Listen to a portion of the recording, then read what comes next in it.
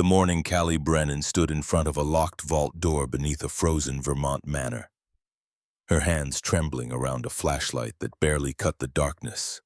She could still hear her husband's voice echoing in her memory. Jonah always said the best things in life were a little bit dangerous. She'd laughed at him, then called him reckless, kissed him to make him stop talking. 3 weeks earlier, she'd had exactly $1,143 in her bank account, and a daughter who asked every night when the hunger would stop. Now she was staring into a black mouth of stone stairs descending into cold. She could feel from 6 feet away, and she had no idea what waited at the bottom. But whatever it was, it had been sealed here for 48 years, waiting for someone. The question burning in her chest wasn't what Evelyn Hartwell had hidden down there.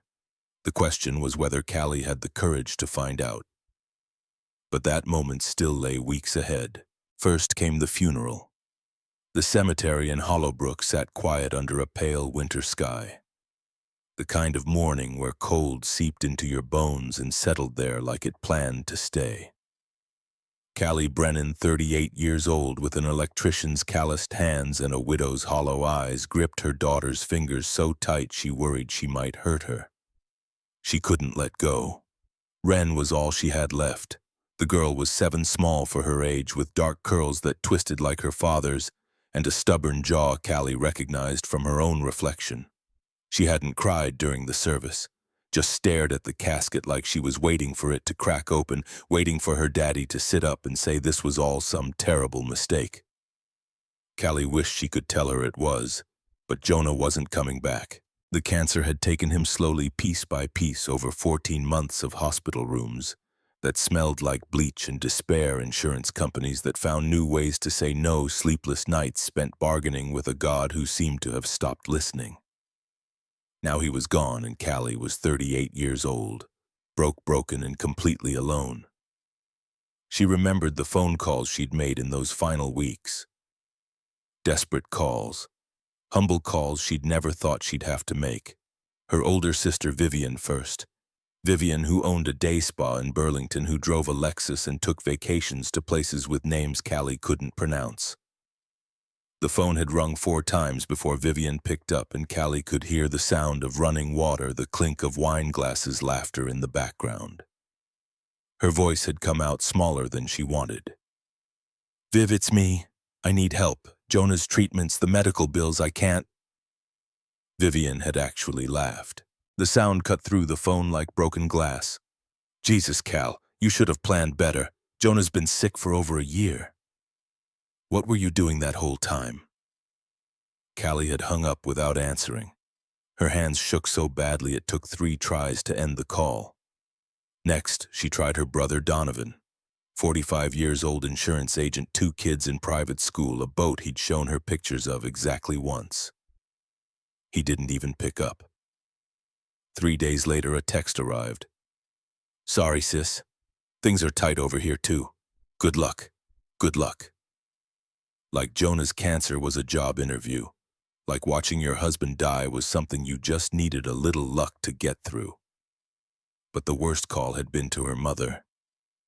Margot Cross was 71 years old and hard as the Vermont granite she'd been born on. She'd raised 3 children, mostly through silence and disappointment, after their father died when Callie was 12. She hadn't spoken to Callie since Jonah's diagnosis 18 months ago. Hadn't called, hadn't visited, hadn't acknowledged that her daughter was drowning. When Callie finally worked up the courage to dial, Margot's response had been flat, emotionless. "You know I can't handle that kind of thing. Brings back too many memories of your father. I need to take care of myself first." As if grief was contagious. As if Callie was the carrier. So when the funeral ended and the last handful of frozen dirt hit the casket, and the pastor offered his hollow condolences about God's plan, Callie walked away from the cemetery holding Wren's hand and didn't look back. She had no one to look back for. They drove home in silence, the old Ford pickup rattling over icy roads, heat barely working. Wren's breath fogging the passenger window as she traced shapes in the condensation. Hearts, stars, her father's name in clumsy letters that dripped down the glass. Home was a two-room apartment above Dell's laundromat on Main Street, the kind of place where the floors creaked when you walked and the pipes groaned all night and the smell of industrial detergent seeped through the vents no matter how many candles you burned. Callie had moved them there 6 months ago when she couldn't afford the mortgage anymore on the house where Jonah had carried her over the threshold, where Wren had taken her first steps, where they'd been happy once.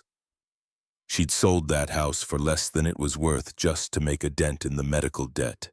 It still wasn't enough. Nothing was ever enough. That night, after Wren finally fell asleep clutching the stuffed rabbit Jonah had won for her at the county fair 3 summers ago, Callie sat at the kitchen table and stared at the stack of envelopes in front of her. Electric Company, Water Department, Hollowbrook Regional Hospital, Green Mountain Pharmacy, North Country Ambulance Service, Riverside Funeral Home. Each one a reminder of everything she'd lost and everything she still owed. The numbers blurred together after a while. $17,000, $23,800, $1,294. She poured herself a glass of whiskey from the bottle Jonah's work friends had brought to the wake. He would have scolded her for drinking alone. She let the silence swallow her whole. Time stopped meaning much after that. Could have been an hour, could have been 3. But at some point her eyes drifted to the newspaper someone had left on the counter. The Hollowbrook Gazette, 4 pages of nothing printed on cheap paper, mostly obituaries and church announcements and ads for firewood. On the back page, a small notice caught her attention. County auction, abandoned properties. Hartwell Manor, 40 acres Est, 1915. Last occupied 1978. Starting bid $1,200. Callie blinked, read it again. Her pulse picked up for the first time in hours. Hartwell Manor. Even people who'd only lived in Hollowbrook a few years knew that name. The place sat about 8 miles outside town, deep in the woods at the end of a road that hadn't been paved since the 1970s. People said it was haunted. Said the woman who built it, Evelyn Hartwell, had been some kind of reclusive millionaire who vanished without a trace back in 1978. The estate had been tied up in legal complications ever since no heirs, no will filed with the county. Just decades of silence and snow and slow decay. Callie had driven past the front gate once years ago when she and Jonah were first dating. He'd wanted to explore it, said it would be an adventure. She'd told him it was too dangerous, that the roof had probably caved in by now, that they'd get hurt or arrested or both. He'd pouted for exactly 1 hour, then kissed her and said, "One day, Callie Brennan, you're going to learn that the best things in life are a little bit dangerous." She stared at the ad until the words stopped making sense. $1,200. She had $1,143 in her savings account. What was left after the funeral deposit? It wasn't enough. But something about that number, that place, wouldn't let her go. Maybe it was the exhaustion. Maybe it was the grief. Maybe it was Jonah's voice in her head teasing her, daring her. Or maybe it was something she couldn't name, something that felt almost like fate reaching out its hand. The next morning, Callie dropped Wren off at school and drove to the county clerk's office in the basement of the courthouse. The auction was scheduled for Friday, 3 days away. She found herself standing at a counter in front of a woman named Ruth, who looked like she'd been sitting in that chair since the Reagan administration. "Hartwell Manor," Callie said. "The auction listing. Has anyone else asked about it?" Ruth peered at her over reading glasses held together with electrical tape. "Honey, that place has been on our books for almost 50 years. Nobody wants it. Nobody's ever wanted it. You'd be the first person to even ask about it since I started working here in '86. What kind of condition is it in?" Ruth shrugged, her cardigan shifting on bony shoulders. "Couldn't tell you. County hasn't sent anyone out there in decades. Too far, too cold, too much paperwork. All I know is the structure's still standing. Power and water got shut off in '79. Everything else is a mystery." A mystery. Callie had never been the type to chase mysteries. She was an electrician, someone who liked things she could measure and fix and understand. Voltage and current and resistance, problems with solutions. But something about this felt different, felt necessary in a way she couldn't explain. She thanked Ruth and walked out into the cold Vermont morning, her breath hanging in the air like a question she didn't know how to answer. That night, she sat Wren down at the kitchen table and told her about the house. She didn't call it a manor, didn't want to build expectations they couldn't meet, just said there was an old place outside of town, big and empty, and Mommy was thinking about buying it, maybe fixing it up, maybe making it their home. Wren's eyes went wide. Like a castle. Callie smiled for the first time in weeks. Maybe something like that. But it's going to need a lot of work, a lot, and it might be cold for a while, and lonely. Wren thought about this for a moment. Then she looked up with those dark eyes that were so much like Jonah's it made Callie's chest physically ache. Mommy, we're already cold and we're already lonely. At least a castle would be ours. Callie didn't have an answer for that. What could you say to a 7-year-old who'd just summarized your entire existence in 2 sentences? Friday morning came faster than Callie expected. She woke before dawn dressed in her cleanest flannel shirt and jeans without holes, and drove to the courthouse with $1,143 in a white envelope and a prayer she didn't quite believe in. The auction room was nearly empty. Just Callie, Ruth, the clerk, a lawyer from the county who looked bored enough to fall asleep standing up, and 2 other bidders who seemed like they'd wandered in by accident and were too polite to leave. Ruth called the properties one by one. A vacant lot on Miller Street went for $800 to a man who said something about urban gardening. An old barn on Route 12 sold for $1,500 to someone who wanted to turn it into a wedding venue. Then she got to Hartwell Manor. 40 acres, Ruth read from her clipboard, her voice echoing in the mostly empty room. Primary structure, approximately 12,000 square feet. Stone foundation, original construction dated 1892. She squinted at her notes, scratched something out. Correction, 1915. Last occupied 1978, condition unknown. Starting bid $1,200. Silence settled over the room like dust. Callie could hear her own heartbeat. She raised her hand. Ruth looked at her, then at the room. Do I hear 1,300? Nothing. 1,250? Still nothing. The 2 accidental bidders were studying their phones. Ruth sighed, made a note on her clipboard, and nodded at Callie. Sold to Ms. Brennan for $1,200. Just like that. No fanfare, no applause, no sign from the universe that she'd just changed her life forever. Or possibly just thrown away the last money she had in the world. She signed papers in a daze, hands shaking so badly her signature looked like it belonged to someone else. She handed over the envelope of cash and walked out with a deed to a place she'd never set foot inside. The drive to Hartwell Manor took nearly 40 minutes. The roads got narrower the farther she went, asphalt giving way to gravel, giving way to dirt, giving way to something that barely qualified as a path. Trees pressed in on both sides, their bare branches reaching toward the gray sky like hands trying to claw their way out of the earth.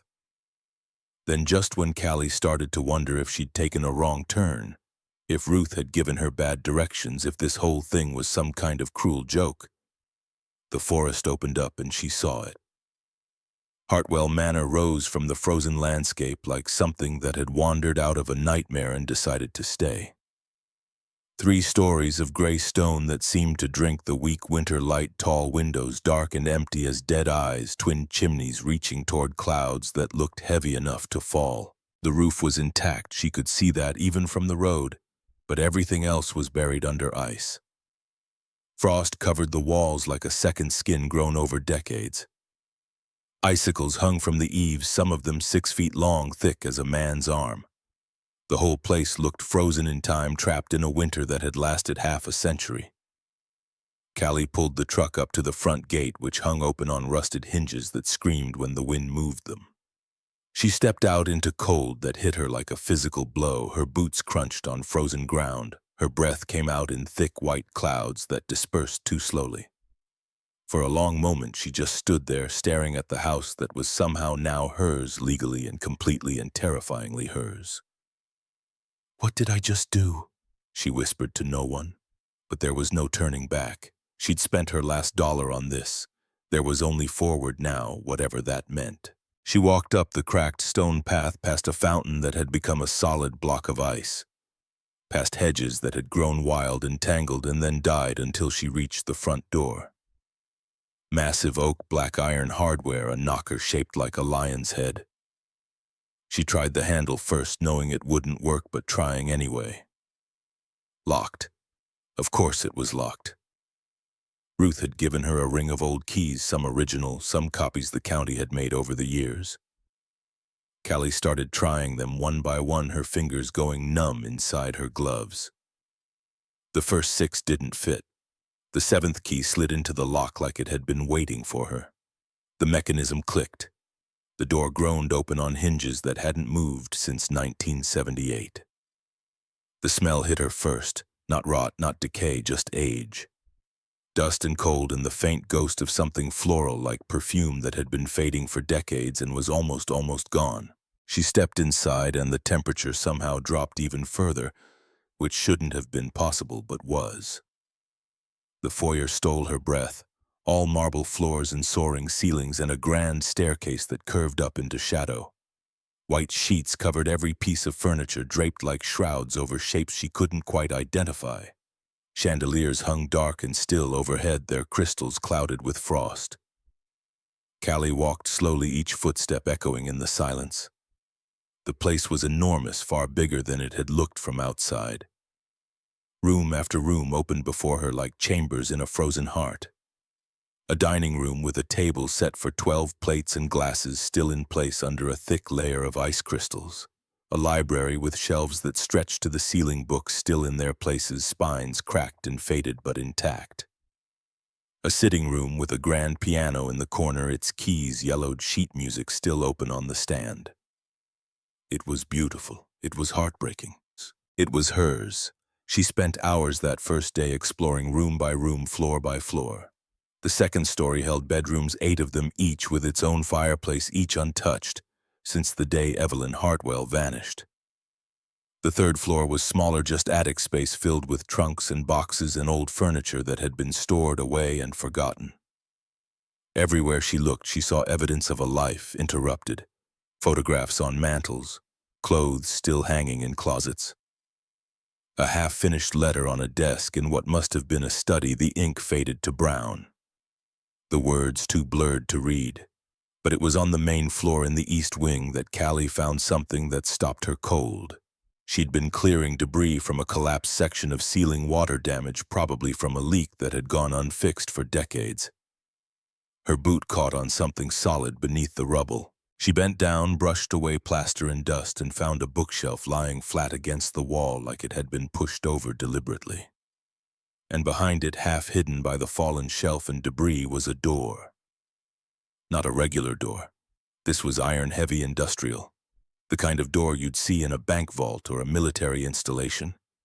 It was covered in frost, the metal so cold it burned when she touched it with her bare hand, and it was sealed with 3 massive locks, each one rusted but solid. Callie's heart began to pound. She'd renovated old houses before, back when she had a business, back when Jonah was alive. She'd found hidden rooms, storage spaces, old root cellars, nothing more exciting than that. But this was different. This door wasn't hidden by accident. Someone had deliberately concealed it. Someone had deliberately locked it, and someone had deliberately left it frozen in place for nearly 50 years. She tried the keys Ruth had given her. None of them fit. She tried to pry the locks with a crowbar she'd brought from the truck. They didn't budge. Whatever was behind this door, Evelyn Hartwell had wanted it to stay hidden. Callie stood there for a long time, her breath coming in shallow gasps, her mind racing. She should leave it alone. Focus on making the house livable, on fixing leaks and restoring heat and creating a home for Wren. Whatever secrets Evelyn Hartwell had buried behind this door were none of her business. But even as she thought this, she knew it was a lie. She'd bought this house for $1,200 when no one else wanted it. She'd taken a chance when her whole life was falling apart, and now standing in front of this frozen iron door, she felt something she hadn't felt in months. Curiosity, hope, purpose. She wasn't going to ignore this. She couldn't. That evening, Callie picked Wren up from her neighbor's house. Warren Fletcher was 68, a retired postal worker who'd lost his wife 2 years ago and understood what it meant to be lonely. He'd offered to watch Wren after school when Callie needed help, refused to take payment, said he liked the company. When Callie's truck rounded the final bend and Hartwell Manor came into view, Wren pressed her face against the window and gasped, "Mommy, it's a castle. It's a real castle." Callie smiled, feeling something warm bloom in her chest despite the cold. "You like it? Can we live here, please, Mommy? Can we live here?" "That's the plan, sweetheart, but it's going to take time, a lot of time and work." Wren was already unbuckling her seatbelt, already reaching for the door handle. "I want to see inside. I want to see everything." They explored together as the winter sun sank toward the horizon. Wren ran from room to room, her laughter echoing off the frozen walls, her imagination turning every dusty corner into an adventure. The dining room became a banquet hall for princesses. The library became a wizard's study. The piano became a magical instrument that could summon fairies if you played the right notes. Callie watched her, and for the first time since Jonah died, she felt something other than grief. She felt possibility. That night, after they'd returned to the apartment and Wren had fallen asleep still talking about turrets and secret passages, Callie sat at the kitchen table with a cup of cold coffee and thought about the door. She didn't have the tools to open those locks, not yet. She'd need to find a locksmith, maybe a welder. She'd need to be careful, methodical. She'd need to figure out what she was getting into before she got into it. But one thing was certain. She wasn't going to walk away from that door. Whatever Evelyn Hartwell had hidden behind it, Callie Brennan was going to find out. Not for money. She didn't even know if there was money, not for fame or recognition. But because Jonah had always told her that the best things in life were a little bit dangerous. And because for the first time in 2 years she had something to look forward to. The following weeks passed in a blur of activity. Callie used what little credit she had left to buy basic supplies, space heaters, bottled water, non-perishable food, flashlights, and batteries. She borrowed a generator from Warren, who asked no questions and offered quiet encouragement. She started small, securing the broken windows with plywood, patching the worst holes in the roof, getting the main fireplace in the foyer cleaned and functional so they'd have at least one source of warmth. Wren helped when she wasn't in school, carrying tools and holding flashlights and asking 1,000 questions about everything. She named the house Frost Castle and insisted on giving each room its own title. The Throne Room, the Dragon's Den, the Starlight Ballroom. Callie let her. It was the happiest she'd seen her daughter in over a year. But every night after Wren was asleep, Callie found herself standing in front of that iron door. She'd cleared away the rest of the debris by now, revealing its full frame. 7 feet tall, 4 feet wide, solid steel set into the stone wall. The locks were unlike anything she'd seen before, heavy and intricate, the kind of craftsmanship that spoke of serious money and serious secrets. She called 3 locksmiths in the area. 2 refused to come out that far in winter. The third, an old man named Silas, who worked out of a shed behind his house, said he'd take a look if Callie could wait until the roads cleared. So Callie waited. And while she waited, she researched. The Hollowbrook Library had a small local history section tucked in a corner that smelled like mildew and old paper. Callie spent hours there poring over newspaper archives and county records, trying to piece together the story of Evelyn Hartwell. What she found was sparse but intriguing. Evelyn had been born in 1891, the only daughter of a railroad magnate who'd made his fortune during the Gilded Age. She'd inherited the family wealth at 24 after both parents died in a boating accident in 1914. Some of the older articles hinted darkly that the accident wasn't entirely accidental, though no charges were ever filed. She'd built Hartwell Manor in 1915, just after taking control of the estate, and had lived there alone for 63 years. Rarely seen in town, never married, no children. The newspaper articles painted a picture of someone who valued privacy above all else. She'd paid her taxes on time, donated to local charities anonymously, and employed a small staff who were famously tight-lipped about their employer. Then in November of 1978, Evelyn Hartwell simply disappeared. No note, no explanation, no forwarding address. Her staff arrived one morning to find the house empty, every door locked, every window latched. The police investigated for months but found nothing. No body, no crime scene, no evidence of foul play. Evelyn Hartwell, at 87 years old, had simply ceased to exist. The estate had been tied up in probate ever since. With no will and no heirs, the county had eventually claimed the property for back taxes, but no one had ever tried to sell it until now. Too much paperwork, Ruth had said. Too many legal complications. And maybe, Callie thought, too many ghosts. 3 weeks after buying the manor, the roads finally cleared enough for Silas to make the trip. He arrived in an ancient pickup truck that looked older than he did, a tall man with weathered skin and hands like leather. He took one look at the iron door and let out a low whistle. Military grade. Custom made, too. Whoever installed this didn't want anyone getting through. Callie felt her stomach tighten. Can you open it? Silas considered the question for a long moment. Then he set down his bag and cracked his knuckles. Miss, I've been picking locks for 53 years. Ain't found one yet that could keep me out, but this is going to take time, and it ain't going to be cheap. Callie thought of her empty bank account, her maxed-out credit cards, her mounting pile of debt. Then she thought of Wren running through the halls laughing for the first time since her father died. Do it, whatever it costs. Silas worked for 6 hours. Callie watched, handing him tools when asked, keeping a fire going in the nearest room so they wouldn't freeze. The old man muttered to himself as he worked, a constant stream of observations and complaints that Callie found strangely comforting. This here's a ward lock. Haven't seen one of these since my grandfather's day. Whoever made this knew exactly what they were doing. The sun was setting when the final lock clicked open. Silas stepped back, wiping sweat from his forehead despite the cold, and gestured toward the door. She's all yours. Whatever's in there, I hope it's worth it. Callie paid him in cash, the last of her emergency fund money she'd been saving for Wren's school supplies. She walked Silas to his truck. When his taillights disappeared down the frozen road, she stood alone in the gathering darkness, staring at the manor's silhouette against the winter sky. Then she went back inside. Wren was staying with Warren tonight. Callie had wanted to be alone for this, whatever this turned out to be. She grabbed her flashlight, her crowbar, a bottle of water. She walked through the frozen halls until she reached the east wing. The iron door stood before her, finally unlocked after nearly 50 years. Callie took a deep breath, then another. Her hand trembled when she reached for the handle. The metal was so cold it burned, but she didn't let go. She pulled. The door swung open with a groan of hinges that hadn't moved in half a century.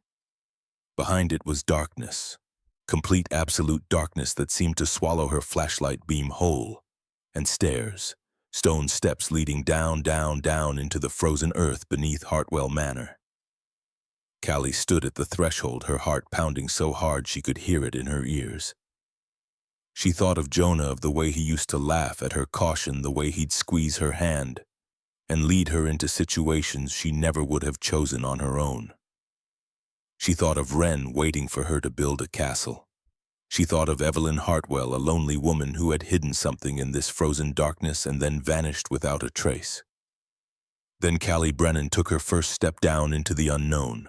The cold wrapped around her like something alive, seeping through her jacket, her gloves, her boots, finding every gap and settling in her bones. She kept going anyway, one step at a time, deeper into whatever secrets had waited 48 years to be found. The stone stairs were slick with ice, each one a gamble. Her flashlight beam danced across walls that glistened with frost, cutting weak shapes into darkness that pressed back harder than it should. 20 steps down, 30. She lost count somewhere around 40 when the stairs finally leveled out, and her light caught something other than stone and shadow. She stopped, stared, for a long moment forgot how to breathe. Because what spread before her wasn't a basement or a root cellar or any practical space that belonged beneath a 19th century manor. This was a vault, massive and cathedral-like, stretching out in every direction her light could reach. The stone walls were lined with shelves and alcoves and display cases that gleamed faintly, catching her flashlight beam and throwing it back in fractured pieces. And everywhere she looked, absolutely everywhere, there was treasure. Callie took a step forward, then another, her boots echoing on the stone floor. The air down here felt different. Still cold, colder than upstairs somehow, but also dry and still. Preserved, like the inside of a time capsule that had been sealed for half a century and was only now finally being opened. Her flashlight swept across the nearest wall and landed on a painting. Even someone who knew nothing about art could tell this wasn't some amateur's weekend project. The brushwork was bold, the colors vivid despite decades of darkness. A portrait of a woman with sad eyes and flowers woven through her hair. The frame alone looked worth more than everything Callie owned, and next to it hung another painting, and another, and another. She counted 12 on that wall before giving up and moving deeper into the vault. The next section held display cases filled with jewelry that caught her light and scattered it like captive fire. Necklaces dripping with diamonds, rings set with stones the size of her thumbnail, bracelets that looked heavy enough to need both hands to lift. Callie pressed her palm against one of the glass cases, half expecting her hand to pass through, like this was all some elaborate hallucination brought on by grief and exhaustion, and too many nights without sleep. But the glass was real, cold and solid under her shaking fingers. Which meant everything else was real too. She found the gold next, actual gold bars stacked neatly on reinforced shelves like bricks waiting to build something impossible. She picked one up, needed both hands for the weight of it. Heavy, solid, real. The bar was stamped with numbers and letters she didn't understand. Codes that probably meant something to someone but not to her. She set it down carefully, her hands trembling now. Her whole body trembling. There were dozens of bars, maybe hundreds, all arranged with the same meticulous care as everything else in this frozen vault. Callie kept walking, her breath coming faster, her heart hammering against her ribs like it was trying to escape. The vault continued through stone archways, each new space holding its own category of impossible things. One room contained rare books and manuscripts, their leather covers cracked with age but preserved by the relentless cold.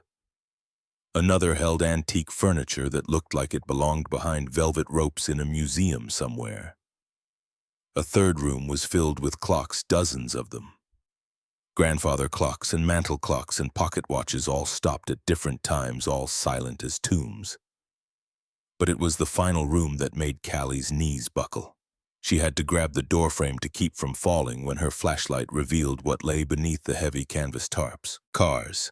Vintage automobiles, at least a dozen of them, arranged in neat rows like sleeping giants waiting to wake. She pulled back the first tarp with hands that wouldn't stop shaking and found herself staring at a gleaming chrome beast with curves that belonged in a different era entirely. The next tarp revealed a car with distinctive gull-wing doors still intact. The one after that, a long, elegant machine that looked like it cost more than most houses. She moved down the row in a daze. Each car was pristine, untouched by time, preserved in perfect condition, by the same impossible cold that had kept everything else frozen. These weren't just vehicles, they were pieces of history, the kind of machines that appeared in museums and auction catalogs with prices that made headlines. And they were all here, hidden beneath a frozen manor in rural Vermont, waiting. Callie sank down onto the stone floor, her back against the wheel of one of the cars, and tried to remember how to breathe. She'd come down here expecting what, an old wine cellar maybe. Some forgotten storage space filled with moth-eaten furniture and boxes of worthless junk. She hadn't expected this. No one could have expected this. She sat there for a long time, the flashlight resting in her lap, darkness pressing in from all sides. Her mind kept trying to calculate the value of what surrounded her, but the numbers were too big. They didn't fit inside her head, didn't fit inside anyone's head. Eventually, the cold drove her to her feet. She needed to keep moving or she'd freeze down here, become part of the collection herself.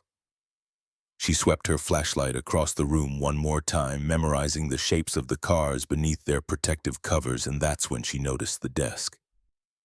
It sat in the corner of the final chamber, nearly hidden in shadow. A heavy oak desk with brass fixtures and a leather chair pulled up to its edge. Unlike everything else in the vault, the desk wasn't covered. It looked like someone had been sitting there recently, like they'd just stepped away for a moment and would return any second. Callie approached slowly, almost reverently.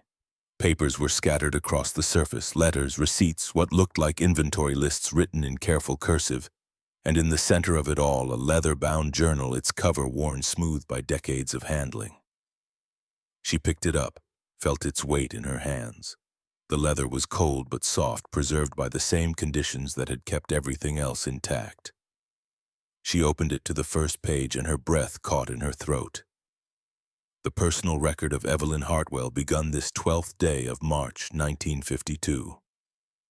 Callie's hands trembled as she flipped forward, scanning entries, trying to understand. The handwriting was neat at first, precise and controlled. But as the years progressed, it grew shakier, more erratic. The entries became longer, more personal. Evelyn Hartwell had poured her entire life into these pages. Her thoughts, her fears, her regrets, her desperate, fading hopes. Callie read, standing there in the frozen darkness, her flashlight the only source of light in a tomb that had been sealed for nearly 50 years. And slowly, entry by entry, the story of the woman who built this vault began to take shape. Evelyn had been born into wealth, but never into love. Her parents were cold, distant figures who treated her more like an investment than a daughter. When they died in that boating accident, the journal confirmed what the old newspapers had only hinted at. Though Evelyn never explicitly admitted wrongdoing, the guilt bled through every line she wrote about them. She'd inherited a fortune and a profound emptiness that no amount of money could fill. She tried anyway. Traveled the world collecting beautiful things, art and jewelry and cars and anything else that caught her eye. Built the Manor as a monument to her isolation, a place where she could surround herself with objects, since people had proven so unreliable. But the objects weren't enough. Nothing was ever enough. She wrote about loneliness in terms that made Callie's chest ache, about lying awake at night in a house full of priceless treasures and feeling utterly worthless. She wrote about the staff who worked for her, how she kept them at arm's length because she was afraid they would betray her like everyone else had. She wrote about the few attempts she made at connection. A woman she almost proposed to in 1961, a business partner she almost trusted in 1967, and how fear had sabotaged each one. Then in the later entries she wrote about the vault. I have decided to seal everything away. Not because I no longer value these things, but because I have come to understand that their value was always an illusion. Beauty cannot warm you. Gold cannot hold you. Art cannot love you back. I spent my life accumulating treasures because I was afraid to accumulate people. Now I am 86 years old, alone in a house full of wonders, and I have never felt poorer. Callie had to stop reading. Her eyes were burning, and not just from the cold. She knew this feeling. Had lived this feeling, the endless accumulation of things that were supposed to matter but somehow never did. The desperate attempt to fill a void that only grew larger with each passing day. The loneliness that sat in your chest like a stone, cold and heavy and permanent. She flipped to the final pages. The handwriting here was almost illegible, the words shaky and faded. I am leaving, not dying. I have already done that slowly over the course of my wasted life. But leaving, walking away from this monument to my failures. Perhaps I will find peace somewhere else. Perhaps not. But I cannot stay here any longer, surrounded by beauty I can no longer see and value I can no longer feel. If you are reading this, then you have found my vault. You have stood where I stood and seen what I spent a lifetime collecting. I do not know who you are. I do not know how you came to be here, but I know this. You paid for this house, which means you are either desperate or foolish or both. I was both once. Perhaps we are not so different. Here is my final request, my last hope for redemption. Do not do what I did. Do not let these treasures become another prison. Do not seal yourself away from the world because you are afraid of being hurt. Use what I have left to build something beautiful. Not a collection, not a monument. Something alive, something warm, something that can love you back. I could not do this. Perhaps you can. Perhaps you will do what I could not. The entry ended there. No signature, no date. Just those final words hanging in the frozen air like a prayer offered to whoever might be listening. Callie closed the journal and pressed it against her chest. Tears were streaming down her face now, freezing on her cheeks before they could fall. She wasn't crying for Evelyn Hartwell. Not exactly. She was crying for both of them. Two women separated by decades but connected by the same desperate loneliness. The same fear of connection. The same hollow ache that no amount of treasure could fill. She thought of Jonah, his laugh, his warmth, the way he used to wrap his arms around her from behind while she was working and whisper that she was enough, that she would always be enough. She thought of how empty the world had felt since he died, how she'd been slowly sealing herself away just like Evelyn, building walls around her heart to protect it from further pain. And she thought of Wren, her daughter, her reason, the one light left in her life. She wasn't going to let her grow up the way Evelyn had. She wasn't going to teach her that things mattered more than people. She wasn't going to leave her a fortune and an empty heart. She was going to do what Evelyn couldn't. She was going to build something alive. Callie stayed in the vault until her flashlight started to dim the battery, warning her it wouldn't last much longer. Then she climbed the stairs slowly, one step at a time, the journal tucked under her arm, like a sacred text. When she emerged into the Manor's east wing, the first gray light of dawn was filtering through the frost-covered windows. She'd been down there all night. She walked through the frozen halls in a daze, her mind still reeling from everything she'd seen. The paintings, the gold, the cars, the journal. The story of a woman who had spent her life building a prison and calling it a palace. When she reached the foyer, she stopped and looked around at the shrouded furniture, the dark chandeliers, the grand staircase leading up into shadow. This house had been Evelyn Hartwell's tomb, but it didn't have to be Callie's. She thought about what to do next. Part of her wanted to keep the vault a secret, to slowly sell off pieces and pay her debts and build a comfortable life for Wren without anyone knowing. But another part, the part that had read Evelyn's journal and felt the weight of that lonely old woman's regret, knew that secrecy was just another kind of prison. She needed help. She needed someone she could trust. Jonah's voice echoed in her memory, something he'd said years ago about his mentor from college. Tate will know what to do. He always knows what to do. Tate Monroe had been Jonah's advisor when he was studying art history at the university back before the illness forced him to drop out. He was 73 now, retired, living in a small cottage about 40 miles south of Hollowbrook. Callie had only met him a handful of times, but Jonah had adored him. Called him the grandfather. He never had the only person in academia who treated students like human beings. She found his number in Jonah's old phone, which she'd kept charged all these months, like keeping the battery alive somehow kept him alive too. She stared at the number for a long time before pressing call. He answered on the third ring, his voice rough with sleep. "Hello. Mr. Monroe, this is Callie Brennan, Jonah's wife." A pause, then soft and warm. "Callie, it's been so long. How are you, dear? How is Wren?" The kindness in his voice nearly broke her. She had to swallow twice before she could speak. "We're managing. But I need help. I found something I don't understand, something Jonah would have known how to handle." Another pause, longer this time. "What kind of something? I can't explain over the phone. Can you come see me? I know it's a lot to ask, but I don't know who else to call." Tate was quiet for so long, Callie thought he might have hung up. Then, "Give me the address. I'll be there tomorrow morning." He arrived at the Manor just after 9, driving a battered Subaru that looked older than Callie felt. He was a small man, silver-haired and sharp-eyed, wrapped in a wool coat that had seen better decades. When he stepped out of the car and saw the house, he stopped cold. "Hartwell Manor. Good Lord, Callie. You bought Hartwell Manor? You know it." Everyone in the art world knows it, or knew it rather. Evelyn Hartwell was one of the most prolific collectors of the 20th century. Her pieces used to appear at auctions all the time back in the 50s and 60s. Then they just stopped. People assumed she'd sold everything or had it seized by creditors. But there were always rumors.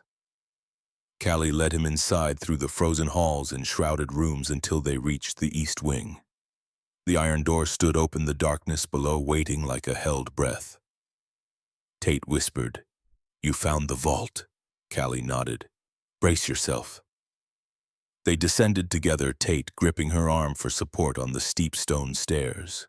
When they reached the bottom and Callie's flashlight swept across the first chamber, Tate stopped walking and pressed his hand to his mouth. "Oh my God! Oh my God!" He spent the next 4 hours moving through the vault in a kind of trance, examining paintings and jewelry and manuscripts, with the reverent attention of someone who had dedicated their life to studying beautiful things. Callie followed, holding the flashlight, answering questions when she could, staying silent when she couldn't. Tate identified painting after painting. Works by Vermeer and Caravaggio and Rembrandt, pieces that had been missing from the art world for decades. He opened display cases and gasped at the jewelry inside, pieces that had once belonged to European royalty, to American industrial heiresses, to women whose names appeared in history books. He knelt beside the rare manuscripts and wept. "This is impossible. This is absolutely impossible." When they finally reached the cars, he had to sit down. Callie brought him a folding chair from one of the other chambers and waited while he caught his breath. His voice came out barely above a whisper. "Do you have any idea what you found? I know it's valuable." He laughed, a sound caught between joy and disbelief. "Valuable, Callie, this collection is, I don't even know how to calculate it. The paintings alone would be worth 100 million, maybe more. The jewelry, the gold, the manuscripts, another 50 million at least. And the cars." He trailed off, staring at the tarps, then continued, his voice shaking. "The cars are museum pieces, every single one. That Bugatti Royale, there are only 6 in the world. They almost never come to market. The last one sold for over 30 million, and that was 20 years ago." Callie sat down heavily on the stone floor. "How much total?" Tate was quiet for a long moment. Then he looked at her with eyes that held something between wonder and fear. $275 million, at minimum, possibly more depending on provenance and condition. The number hung in the air between them like something physical. Callie couldn't speak, couldn't move, couldn't do anything but sit there on the cold stone floor and try to make that number fit inside her head. $275 million. More money than she would earn in 1,000 lifetimes of electrical work. More money than anyone in Hollowbrook had ever seen. More money than she knew what to do with. Tate knelt beside her. "Are you all right?" She laughed, a sound that came out more like a sob. "I don't know. I don't know anything anymore." He put his hand on her shoulder, steady and warm. "Tell me how you found this place. Tell me everything." So she did.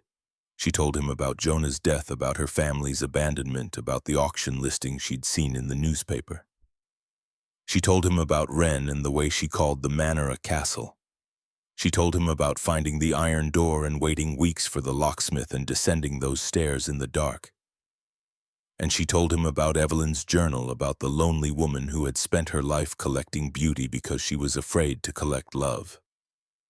When she finished, Tate was crying. "Jonah would be so proud of you. You know that, don't you?" Callie wiped her eyes. "I don't know what to do. I don't know how to handle any of this. You don't have to know yet, but there are people who can help. Lawyers who specialize in estate discoveries. Curators who can verify provenance. Security experts who can protect all of this until you decide what to do with it. I don't have money for lawyers and experts." He smiled. "Callie, you have $275 million. You can afford a few consultations." She knew he was right, but something else was nagging at her, something darker. How do I know I can trust them? How do I know they won't take advantage? Tate studied her face for a long moment. Then he reached into his coat pocket and pulled out a business card yellowed with age. "This is the name of a woman I worked with for 30 years. She handled the authentication of some of the most valuable pieces in the world. She's retired now, but she owes me a favor. Call her. Tell her I sent you. She'll make sure you're protected." Callie took the card. Simone Ashcroft, followed by a phone number with a Boston area code. "Thank you for everything." Tate shook his head. "Don't thank me yet. What you found here, it's going to change your life. But change isn't always easy. There will be people who want what you have, people who will try to take it, people who will pretend to love you because of what you own instead of who you are." He paused, his eyes grave. "Evelyn Hartwell learned that lesson the hard way. Don't make her mistakes." Callie thought of her family, her sister and brother and mother who had abandoned her when she needed them most. "I won't. I promise." The next few days passed in a blur. Callie called Simone Ashcroft, who turned out to be a crisp, no-nonsense woman in her 80s with a voice like gravel and a mind like a steel trap. She agreed to fly out the following week to examine the collection and connect Callie with the right people. Lawyers, security consultants, tax experts, the whole alphabet soup of professionals needed to handle a discovery of this magnitude. "You're going to want to keep this quiet," Simone advised during their first phone call. "At least until we have a full inventory and a legal framework in place. News travels fast in certain circles and there are vultures everywhere." Callie agreed. The last thing she wanted was attention. She just wanted to figure out what to do with this fortune in a way that would honor Evelyn's final wish. To build something alive, something warm, something that could love her back. But secrets have a way of slipping through cracks. And in a small town like Hollowbrook, cracks were everywhere. It started with Warren Fletcher. The neighbor who watched Wren noticed the extra traffic on the road to Hartwell Manor. He noticed the unfamiliar cars, the out-of-state plates, the people in professional clothes who looked nothing like the flannel-wearing locals. He didn't mean any harm. He was just curious. He mentioned it to his friend at the post office, who mentioned it to her cousin at the grocery store, who mentioned it to his wife who happened to work at the diner where half the town ate breakfast every morning. Within a week, everyone in Hollowbrook was talking about Callie Brennan and her mysterious visitors. Rumors spread like wildfire on dry grass. Some said she'd found gold, others said she'd found bodies. A few creative souls claimed she'd discovered proof of government conspiracies hidden beneath the manor's foundations. Callie tried to ignore it. She focused on Wren, on the work that still needed to be done, to make the manor livable, on the endless paperwork and phone calls that came with managing an impossible secret. But the whispers followed her everywhere, into town, into the hardware store, into the gas station where she filled up her truck every week. And then 2 weeks after Tate's visit, her phone rang with a number she didn't recognize. She almost didn't answer, but something made her press the green button, some instinct she couldn't name. The voice on the other end was warm and familiar and made her blood run cold. "Callie, little sister, it's been too long." Vivian, her older sister, the one who had laughed when Callie asked for help with Jonah's medical bills, the one who hadn't shown up to the funeral, the one who hadn't called or written or acknowledged Callie's existence in over 2 years. "Vivian, what do you want? Can't a sister just call to check in on family?" The laugh was too loud, too forced. "I heard you're doing well.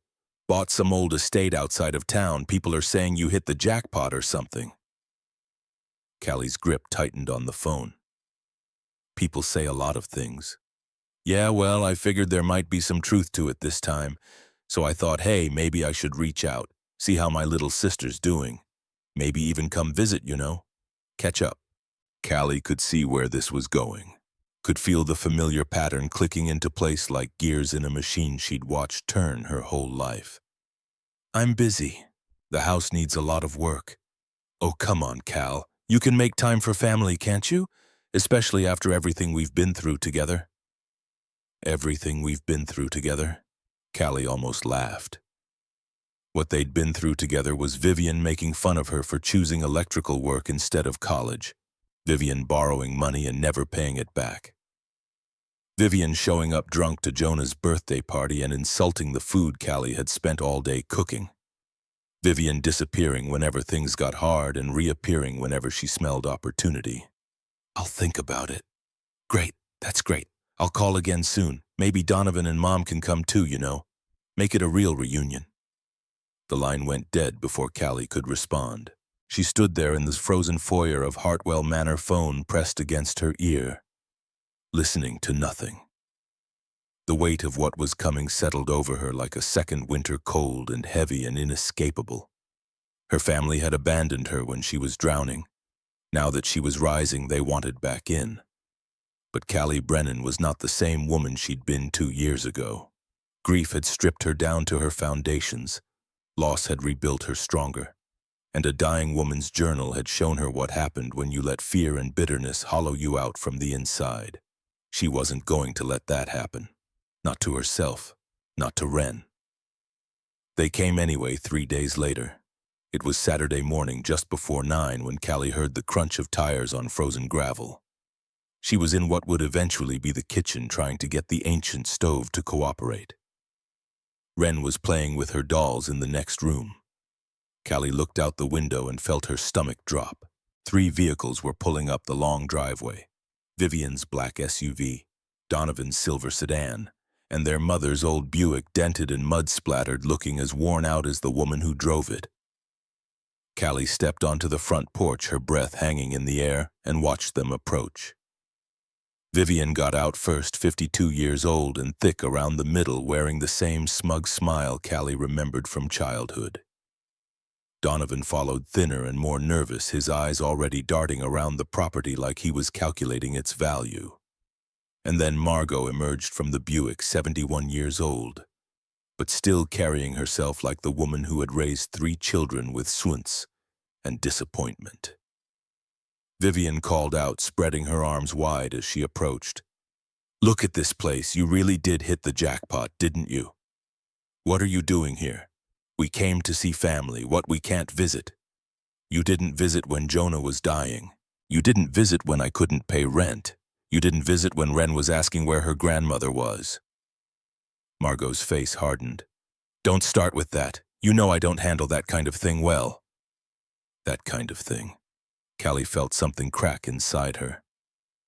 "My husband died, your son-in-law, the father of your granddaughter, and you called it that kind of thing." Donovan stepped forward, trying to play peacemaker like he always did. "Look, Callie, we know things got difficult, but we're here now, right? Trying to make it right." "Mommy!" Wren's voice came from behind her. Callie turned to see her daughter standing in the doorway, clutching her stuffed rabbit, looking at the strangers with wide, uncertain eyes. "Who are they?" Callie's heart shattered. Her daughter didn't recognize her own aunt and uncle, her own grandmother. They were strangers to her, and they had made themselves that way. Vivian seized on the moment. "Hey there, Wren. Remember me, Aunt Viv? I used to." "She doesn't remember you." Callie cut her off. "Because you haven't been around. None of you have." Margot took a step forward, her voice dropping into the low, dangerous tone Callie remembered from childhood. "Now you listen to me. We're your family, blood, and family has rights. We should have been told about whatever you found here. We should have been included." "Included?" Callie descended the porch steps, slowly placing herself between her family and her daughter. "You want to talk about being included? Where were you when I was working double shifts to pay Jonah's medical bills?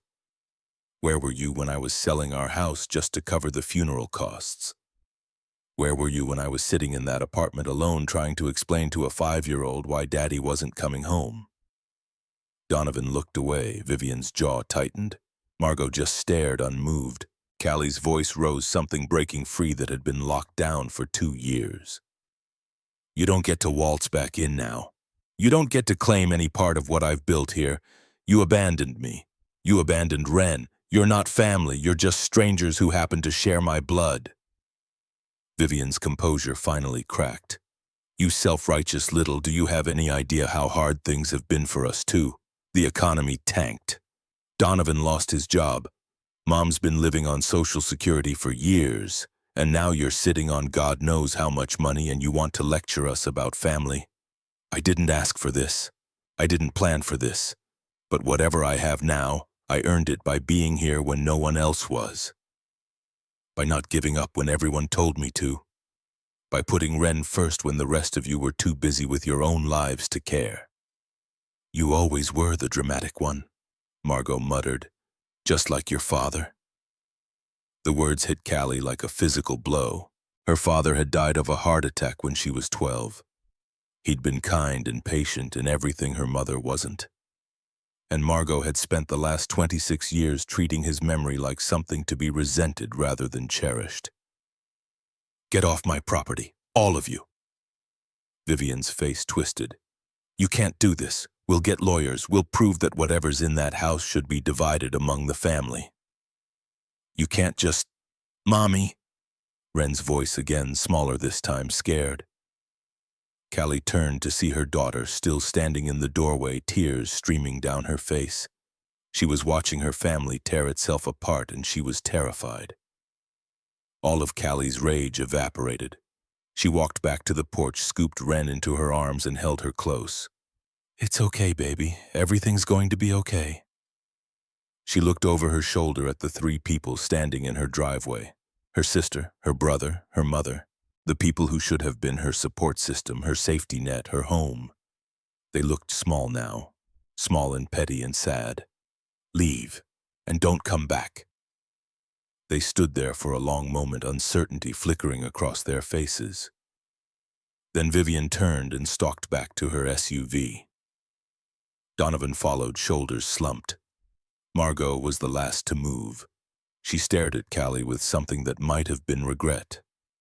Might have been anger, might have been nothing at all. You'll regret this, pushing away your own blood. No, I won't. Margot got in her car and drove away. Callie watched until all three vehicles had disappeared around the bend.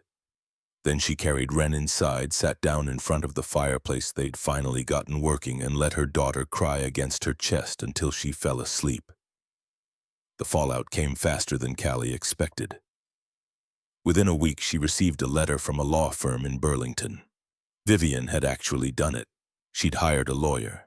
The letter claimed that Hartwell Manor and its contents should be considered a family inheritance, and that Callie's siblings and mother were entitled to an equal share of whatever had been discovered on the property. Callie read the letter twice, hands shaking with something that wasn't quite anger and wasn't quite fear. Then she said it and called Simone Ashcroft. The elderly woman's voice crackled through the phone, sharp as broken glass. It's nonsense, complete nonsense. The property was sold at a county auction. You purchased it legally with your own money. There's no inheritance claim because you're not related to Evelyn Hartwell in any way. But they're saying because I'm family, I should share whatever I found. That's not how the law works, dear. What you found in that house belongs to you, period. They can make all the noise they want, but they don't have a case. Callie exhaled slowly, some of the tension leaving her shoulders. So what do I do? You hire your own lawyer, someone local who knows the county courts. I can recommend a few names, and you document everything. The purchase, the discovery, the inventory. We're already doing most of that for the authentication process anyway. This is just insurance. Callie thanked her and hung up. She sat in the cold manor watching winter light fade through windows that still needed proper covering and felt the weight of it all pressing down. She'd wanted a home for Ren, a fresh start, a chance to build something after losing everything. Instead, she'd found herself at the center of a family war, a legal battle, and a secret worth more than most people could imagine. But she wasn't going to let it break her. She'd survived Jonah's death. She'd survived her family's betrayal. She'd survived 2 years of grinding poverty and grinding grief. She could survive this too. The town's reaction proved more complicated. Hollowbrook was small enough that everyone knew everyone, and news of Callie's discovery had spread through the community like water finding cracks in ice. Some people were supportive. Warren brought casseroles that actually tasted good. A few of Jonah's old work friends stopped by to offer help with repairs.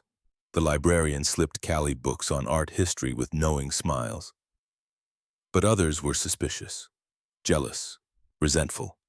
She heard the whispers when she walked down Main Street, saw the sidelong glances at the grocery store, felt the temperature drop whenever she entered the diner. "Must be nice," someone muttered loud enough for her to hear. "Finding millions just sitting in your basement while the rest of us work for a living." Callie didn't respond. What was there to say? She had worked for a living her entire adult life. Her hands were still calloused from years of electrical work. Her back still ached from crawling through attics and pulling wire. The treasure she'd found hadn't erased any of that, hadn't brought Jonah back, hadn't healed the wounds her family had inflicted.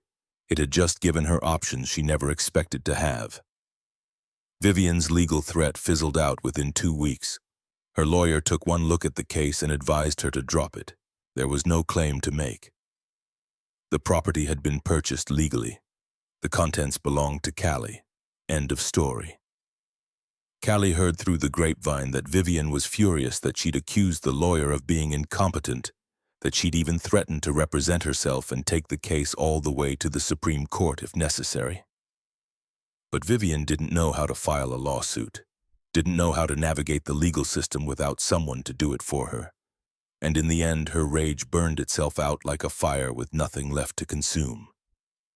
Margot called once more 3 weeks after the confrontation. Callie almost didn't answer, but something made her pick up, some need to know if her mother was capable of genuine apology. Margot's voice came through smaller than Callie had ever heard it. "I've been thinking about what you said, about not being there when you needed me." Callie waited, saying nothing. "Your father, when he died, it broke something in me, something I never fixed. And when Jonah got sick, when I saw you going through the same thing I went through, I couldn't face it. I ran away. I know that now. Knowing it doesn't change anything. No, it doesn't." Her mother's breath shuddered through the phone. "I'm not asking for forgiveness. I don't deserve it. I just wanted you to know I'm sorry for all of it, for the mother I wasn't." Callie closed her eyes. She thought of all the years of distance, all the missed birthdays and empty chairs at school events, all the moments when a mother's presence might have made a difference. She thought of Wren, who deserved better than this legacy of abandonment and regret. "Goodbye, Mom." She hung up before Margot could respond.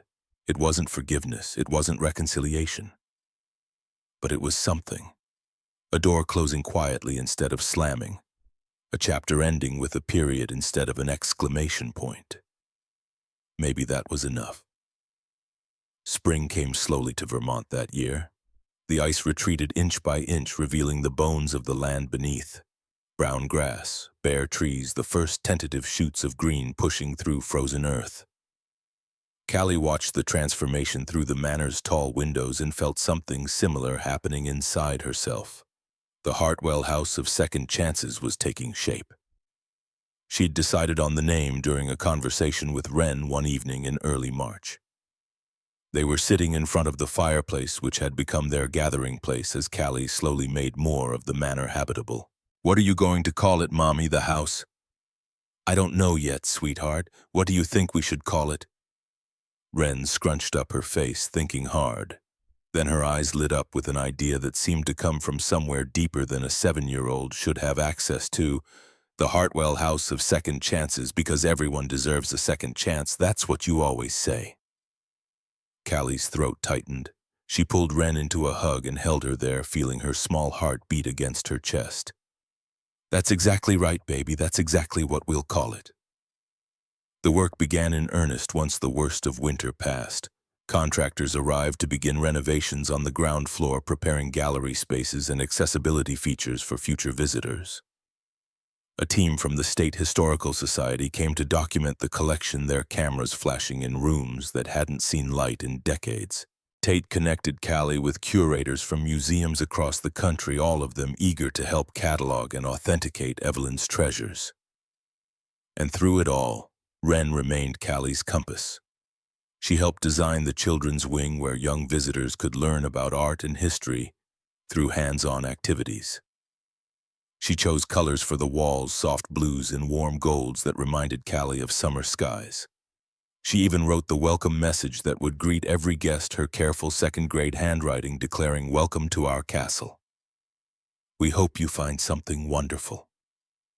Callie framed it herself and hung it by the front door right where everyone would see it first thing. But the path wasn't smooth. The second year brought challenges Callie hadn't anticipated. A burst pipe flooded part of the east wing in January, damaging 2 paintings before they could be moved to safety. The restoration cost $35,000 money that had to come from selling one of the smaller pieces in the collection. Callie spent a week sick with worry that she was destroying Evelyn's legacy, until Simone reminded her that Evelyn herself had wanted the collection to be used, not preserved in amber forever. A winter storm in February knocked out power for 6 days and nearly compromised the climate-controlled environment of the vault. Callie had to hire emergency generators at enormous expense, then slept in the vault for 3 nights straight to monitor the temperature gauges wrapped in sleeping bags and winter coats, refusing to let 48 years of preservation be undone on her watch. There were protesters too. A small group showed up one weekend in late March carrying signs that read, "Treasures belong in real museums and amateurs shouldn't handle priceless art." They weren't wrong exactly. Callie wasn't a trained curator or a professional conservator. She was an electrician who'd stumbled into something far beyond her expertise. But she was learning. She was being careful. And she was doing her best to honor both Evelyn's wishes and the integrity of the collection. One of the protesters, a young man with round glasses and a superiority complex, shouted at her, "You're just lucky you know. You don't deserve this. You don't know anything about art preservation." Callie had looked at him for a long moment, then replied quietly, "You're right. I don't. But I'm learning from people who do. And at least I'm trying to share this with everyone instead of hiding it away where only experts can see it." The protesters left after a few hours, but the encounter stayed with Callie, a reminder that no matter what she did, someone would always think she was doing it wrong. Tate marveled at her resilience during one of his regular visits. They were sitting in what had become the Manor's office, reviewing authentication reports and discussing security upgrades. Most people would have crumbled by now. All this pressure, all these challenges, you just keep going. Callie shrugged. "I've had practice. That's not what I mean. I mean, you don't just survive, you grow. Every obstacle seems to make you stronger, more focused, clearer about what matters." Callie thought about that for a long moment. "When Jonah was dying, I learned that the worst thing in the world isn't pain. It's helplessness, not being able to do anything to change what's happening." She looked around at the manor, at the half-finished galleries, at the photographs on the walls showing the progress they'd made. All of this is the opposite of helplessness. This is action. This is choice. This is building something instead of watching something fall apart. Tate smiled. "Evelyn would have liked you. I think she would have liked anyone who tried to understand her. That's all she really wanted, to be understood." The breakthrough came in an unexpected form during the 18th month of renovation. A curator from Italy was visiting to examine some of the Renaissance paintings when she recognized a small landscape that had been catalogued as a minor work by an unknown artist. She went pale when she saw it. "This painting, where did it come from?" Callie checked the records Evelyn had meticulously kept, purchased from a dealer in Paris in 1952. There's a receipt and everything. The curator's hands trembled as she photographed the painting from multiple angles. "This work appears in the Registry of Art, stolen during World War II. It was taken from a Jewish family in Rome in 1944. The Nazis looted it." The room went silent. Callie felt her stomach drop.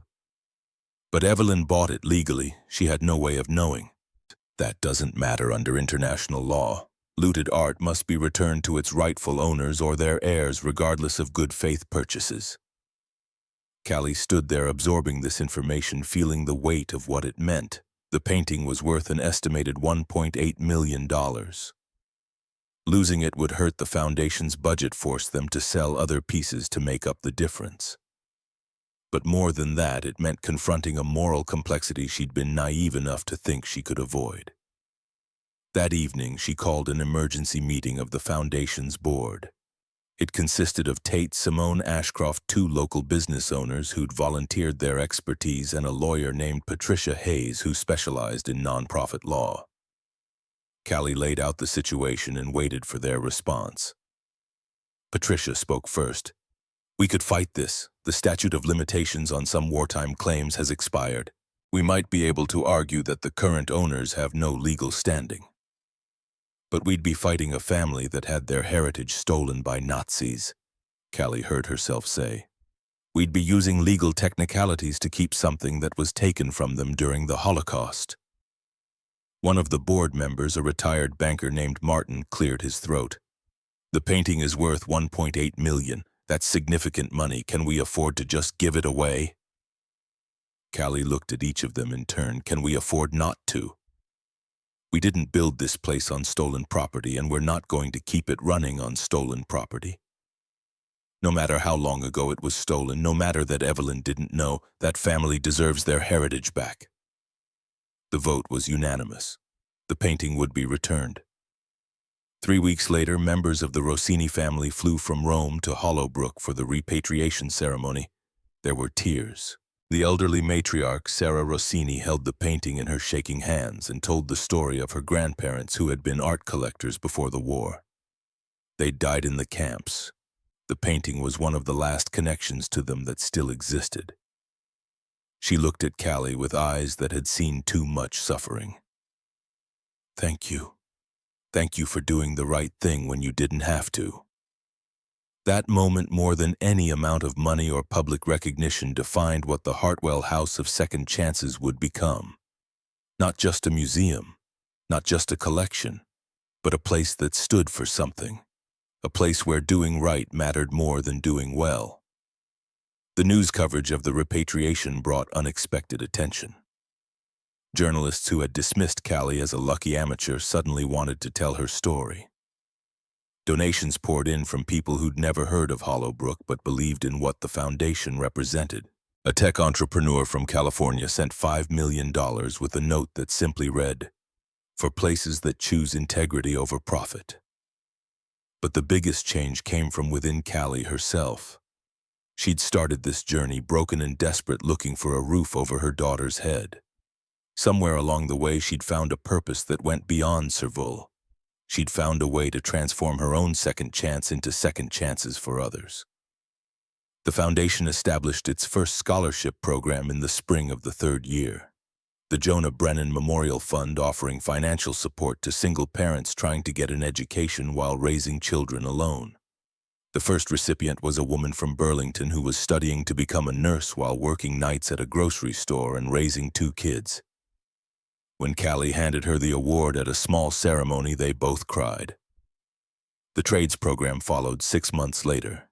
Every Saturday, the old carriage house, now converted into a workshop filled with teenagers learning electrical work, carpentry, and automotive repair. Callie taught most of the classes herself, her hands still rough and capable, her patience endless. She showed them how to read a level and pull wire and diagnose problems with methodical thinking instead of guesswork. "Everyone deserves to know how to build something," she told them. "Everyone deserves to feel capable." The medical debt relief program was the hardest to fund, but the most important to Callie. She remembered those bills stacked on her kitchen table, each one a monument to helplessness and despair. In the first year, the foundation helped 23 families escape crushing debt from catastrophic illness. 23 families who wouldn't have to choose between groceries and chemotherapy. 23 families who might not lose everything the way Callie almost had. Wren grew up surrounded by all of it. The treasures, the visitors, the programs, the community that formed around her mother's impossible dream. She learned to give tours before she learned to ride a bike without training wheels. She helped sort scholarship applications when other kids were playing video games. She understood in a way most children couldn't that wealth meant nothing if you didn't use it to lift others up. On her 12th birthday, Callie took her down to the vault for a private celebration. just the two of them surrounded by the cars and paintings and gold that had changed their lives. Callie had hung photographs on one wall over the years, pictures of scholarship recipients, families they'd helped, young people who'd learned trades in the workshop, a gallery of lives touched by what they'd built. "Do you remember what Daddy used to say about treasures?" Wren nodded, her eyes bright. "The best treasures are the ones you share." "That's right." Callie put her arm around her daughter. "And that's what we've done. We've shared this with the whole world." "Do you think Daddy can see it from heaven?" Callie's throat tightened. "Yes, sweetheart, I think he can, and I think he's really, really proud." Wren leaned against her and they sat together in the quiet of the vault, surrounded by beauty that no longer felt cold or isolated but warm, with purpose, and alive with meaning. The 5th anniversary of the foundation's opening arrived on a clear spring morning. Over 1,500 people gathered on the Manor's grounds, more than had attended the first opening. Wren sat in the front row, now 12 years old and poised beyond her years. Next to her sat Tate, who at 78 still served as the foundation's chief advisor. Simone Ashcroft, now 92 and frail but sharp as ever, occupied a wheelchair near the front. Warren Fletcher was there, beaming with pride at what his former neighbor had accomplished. And in the back, arriving late and trying to remain unnoticed, was a tall woman in her 60s who looked remarkably like the portraits of Evelyn Hartwell that hung in the Manor's entrance hall. Callie stood at the podium and looked out at the crowd, at all these people who had become part of something larger than any of them. Her hands still trembled when she had to speak in public. That never went away, but she'd learned that courage wasn't the absence of fear. It was doing the thing anyway. Her voice carried across the gathered crowd. 5 years ago, I was an electrician and a widow with $1,143 to my name and a daughter who deserved better than what I could give her. I bought this house for $1,200 because I was desperate and foolish and had nothing left to lose." Soft laughter rippled through the crowd. Callie smiled.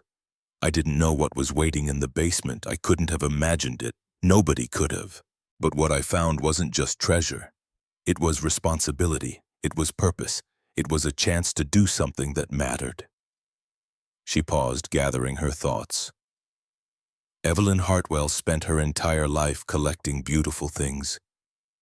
She had more wealth than most people can imagine, but she died alone in an empty house surrounded by beauty she couldn't enjoy because she had no one to share it with. And in her final journal entry, she wrote something that changed my life. Callie pulled the worn leather journal from her jacket pocket. She'd carried it every day for 5 years. She wrote, "Use what I have left to build something alive, something warm, something that can love you back." Her voice strengthened. "That's what we've tried to do here.